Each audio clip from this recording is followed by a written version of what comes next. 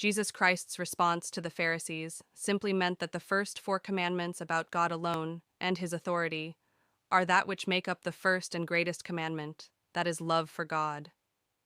Likewise, Jesus Christ's response to the Pharisees also meant that the last six commandments about fellow mankind, our neighbor, are that which make up the second greatest commandment, that is, love for thy neighbor.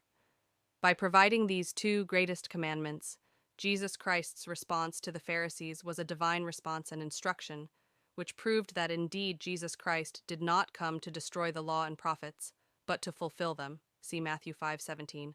Just as he also attests to this in verse 40 of Matthew 22.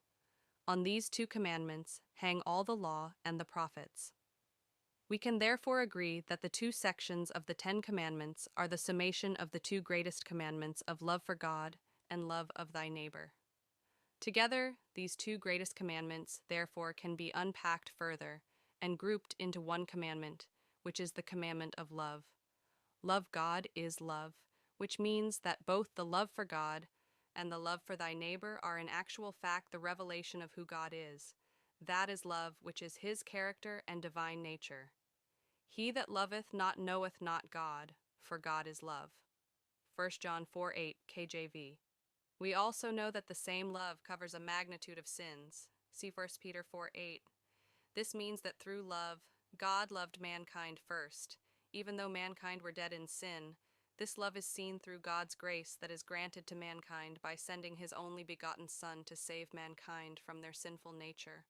When love rules amongst human beings, peace prevails, for in love there is forgiveness of sins, which is a revelation of love, and it is that which covers the magnitude of sins.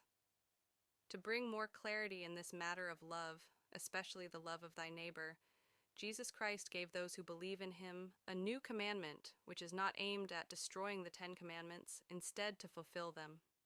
In the last six commandments, now summed up as love for thy neighbor, Jesus Christ commanded that mankind ought to love their fellow mankind as they love themselves. However, seeing that mankind have been falling short at keeping this law from generations past to generations current, Jesus Christ therefore gave his disciples a new commandment to love one another with the same love that he loved them with.